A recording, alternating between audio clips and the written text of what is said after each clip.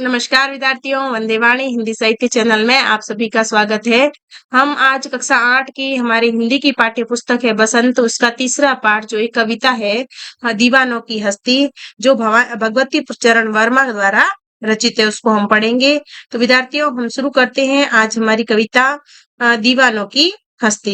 यहाँ पे जो दीवाने हैं, जो देश को आजाद करवाने वाले स्वतंत्रता सेनानी हैं, जो है देश के वीर जवान हैं, वो ये बताना चाहते हैं कि हम तो दीवाने हैं, हम तो मस्ताने हैं, हम तो देश की जो है स्वतंत्रता को दिलाने के लिए जो है उल्लासित होते हुए आगे बढ़ते रह रहे हैं। तो वो बता रहे हैं कि हमारी जो हस्ती है जो वो क्या है। तो विद्यार्थियों, शुरू करते हैं हम दीवानों की हस्ती। हम दीवानों की क्या हस्ती, आज आज यहाँ कल वहां चले, मस्ती का आलम साथ चला, हम धूल उड़ाते जहां चले। एक बार इसको पुनः पढ़ते हैं विद्यार्थियों कि हम दीवानों की क्या हस्ती है, आज यहाँ कल वहां चले, मस्ती का आलम साथ चला, हम धूल उड़ाते जहां चले। यहाँ पे कह रहे हैं कि दीवाने मतलब स्वतंत्रता सेनानी, कि हम तो स्वतंत्रता सेनानी है, हमारी जो हस्ती है, जो हमारा जो सामर्थ्य है वो क्या है, वो हम आपको आज बताते जा रहे हैं कि हम जो है हम दीवानों की क्या हस्ती, हम आज यहाँ कल वहां चले, मस्ती का आलम साथ, आलम यानी कि जो पूरा जग है, पूरा संसार है, पूरी दुनिया है, पूरा माहौल है, वो हमारे साथ चल रहा है। यहाँ पे दीवाने कह रहे हैं कि हमारी जो हस्ती है, हमारा जो सामर्थ्य है, हमारी जो शक्ति है, वो ये है कि हम आज यहाँ और कल वहां चले। हम आज तो यहाँ हैं और कल कहीं और होंगे। मस्ती का आलम साथ चला, हम जहाँ जहाँ जाते हैं उल्लास और उत्सव जो मस्ती है उसको साथ लेके जा रहे हैं। हम धूल उड़ाते जहाँ चले, हम जहाँ जहाँ तक हम जा रहे हैं, हमारे जो हम जब चलते हैं तो धूल उड़ती है, वो उस धूल का जो है जो आलम है, वो मस्ती का जो आलम है। यहाँ पे जो धूल उड़ना मतलब मस्ती का जो आलम है, जहाँ जहाँ हम जाते हैं वहां वहां हमारे साथ चलता जाता है।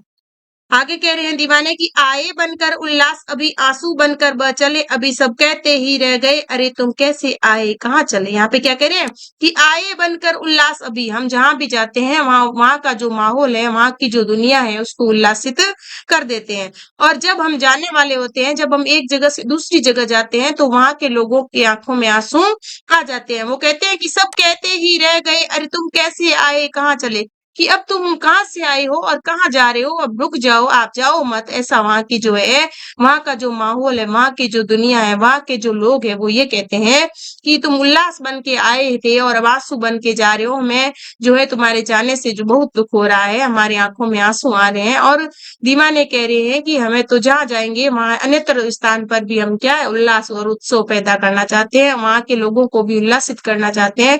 इसलिए हम जो है एक जगह नहीं ठहर सकते, हमें दूसरी जगह जाना पड़ेगा, क्योंकि हम आजादी के दीवाने हैं, हम हर जगह स्वतंत्रता की जो अलग जगाना चाहते हैं, इसलिए हम एक जगह नहीं रुक सकते। आए बनकर उल्लास, अभी आंसू बनकर बह चले, अभी सब कहते ही रह गए, अरे तुम कैसे आए कहाँ चले। जहां जहां दीवाने रुकते हैं, वहां के लोग कहते हैं कि तुम आए तो थे उल्लास बन के और अब आंसू बन के जा रहे हो। सब ये कहते रह गए कि तुम कहाँ से आए थे और अब कहाँ जा रहे हो, हमें छोड़ के मत जाओ।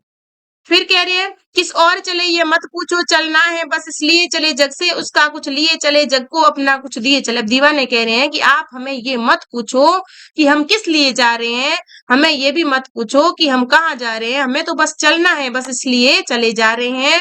और जग से उनका कुछ लिए, इस संसार से हमने कुछ जो कुछ भी लिया था, इस संसार से यानी कि तुम जो दुनिया है, जो जहाँ भी हम ठहरते हैं, वहां से जो लोगों ने हमें प्यार दिया, जो लोगों ने हमें इज्जत दी, जो लोगों ने हमें सम्मान दिया, उसको हम लेते चले जा रहे हैं। और जग को अपना कुछ दिए चले, यानी कि इस जग को भी हम अपना जो है जो स्वतंत्रता के लिए जो हमारा संघर्ष है, स्वतंत्रता के लिए जो हमारे मन में उल्लास है, उत्सव है, उमंग है, वो हम लोगों को देके जा रहे हैं और आगे बढ़ते जा रहे हैं। दो बात कही दो बात सुनी, कुछ हंसे और फिर कुछ रोए, चक्कर सुख सुख दुख दुख के घूंटों को हम एक भाव से पिए चले। यहाँ पे दीवाने क्या कह रहे हैं, दो बात कही दो बात सुनी, हमने लोगों को दो बात कही और उनसे भी दो बात सुनी, और कुछ हंसे और कुछ रोए। कुछ हमें जो है अच्छी बातें लगी, हमें जो है अच्छा लगा तो हम हंसे भी, और कुछ बातों से हमें दुख भी हुआ, क्योंकि जो स्वतंत्रता की हम अलग जगा रहे हैं, ये लोग जो है पराधीनता के जो है बेड़ियों में जकड़ा हुआ है। तो इनको जो इनकी गुलामी को, इनकी जो है स्वतंत्रता को देखकर, पराधीनता को देखकर हमारी आंखों में आंसू भी आ गए। चक्कर सुख दुख के घूंटों को, हमने इस दुनिया के जो सुख और दुख दोनों को समान रूप से चखा, दोनों को समान रूप से अनुभव किया। और हम एक भाव से पिए चले, हमने इन दोनों को एक भाव से ही पीते गए, यानी कि हमने सुख और दुख में अपने आप को सहज रखा और अपने आप को एक ही समान बनाए रखा। यहाँ पे दियावाने कह रहे हैं कि हमने तो सुख और दुख में कोई फर्क नहीं समझा। आगे कह रहे हैं, हम भिखमंगों की दुनिया में स्वच्छंद लुटा कर प्यार चले, हम एक निशानी सी उर पर ले असफलता का भार सले। यहाँ पे क्या कह रहे हैं, यहाँ पे कह रहे हैं यहाँ पे कवि कह रहा है कि हम भिखमंगों की दुनिया में, कि ये जो संसार है ये भिखमंगों के समान है, ये देना कुछ भी नहीं चाहता और लेना सब कुछ चाहता है। तो कह रहे हैं कि हम भिखमंगों की दुनिया में स्वच्छंद लुटा कर प्यार चले, इन भिखमंगों की दुनिया में हमने जो अपना प्यार था, अपना जो प्रेम था, अपना जो उत्साह था, वो स्वच्छंद भाव से लुटा दिया। हम एक निशानी सी उर पर ले असफलता का भार, हम एक निशानी सी उर पर, हमारे हृदय पे एक ही निशानी, एक ही जो है हम उर पर जो है भार है वो लेके चले। वो भार ये है कि असफलता का जो भार है, हम जो है तो इस जग को, इस संसार को स्वतंत्रता नहीं दिला सके, इस असफलता का भार हम अपने हृदय पे लेके आगे बढ़ रहे हैं। अब अपना और पराया क्या आबाद रहे रुकने वाले, हम स्वयं बंधे थे और स्वयं हम अपने बंधन तोड़ चले। यहाँ पे कह रहे हैं कवि कह रहे हैं कि अब अपना और पराया क्या, ये कह रहे हैं कि हम जहाँ जिस राह पे चल रहे हैं वहां पे अपना और पराया कोई भी नहीं है, यानी कि सब अपने ही हैं। आबाद रहे रुकने वाले, जो रुक गए हैं, जो बस गए हैं, वो आबाद रहे, वह खुश रहे, वह स्वतंत्र रहे, वो आजादी से अपना जीवन यापन करे।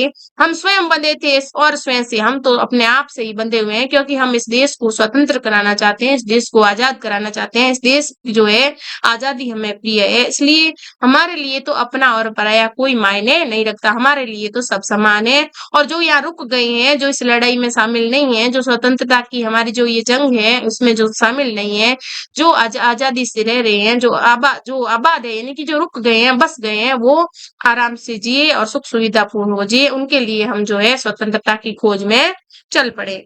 हम स्वयं बंधे थे और स्वयं हम अपने बंधन तोड़ चले, हमने तो जो अपने बंधन थे, हमारे जो भी बंधन थे, भावनाएं थी, रिश्ते थे, नाते थे, उनको तोड़कर हम तो स्वतंत्रता की अलग जगाने के लिए इस मार्ग पर चले हैं, जो बड़ा ही कठिन मार्ग है, लेकिन हमारे हृदय में उसके प्रति अभी भी उल्लास और उत्सव भरा हुआ है, क्योंकि हम जो है नए उल्लास के साथ, नए उत्साह के साथ हम आजादी को जो है प्राप्त करने के लिए हम दीवाने, हम जो है एक तरह से आजादी के जो दीवाने हैं, हम अपनी मस्ती में ही चलते जा रहे हैं।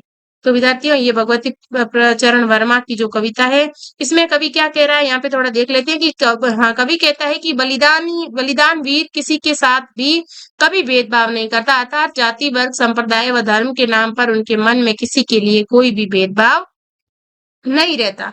वे तो यही चाहते हैं कि उनके बाद भी इस देश में रहने वाले सभी निवासी आबाद रहे। उनकी इच्छा हमेशा यही रहती है कि हमने अपने लिए ये बंधन स्वयं बनाए थे और अब हम इन बंधनों को तोड़कर जा रहे हैं, जिससे जिससे अन्यत्र रहने वालों को वे मस्ती और खुशियों का संदेश देते हुए उनके जीवन में भी खुशियों को भर दे। यहाँ पे देखो कह रहे हैं कि हम स्वयं बंधे और स्वयं चले, हम अपने बंधन तोड़ चले। अब कह रहे हैं कि हम अपने स्वयं के बंधनों को हमने अपने आप ही तोड़ा है और हम अन्यत्र और जगह पे जाकर भी लोगों को क्या करना चाहते हैं, उन्हें भी वो मस्ती और वो खुशियां, वो उल्लास और वो उत्साह देना चाहते हैं।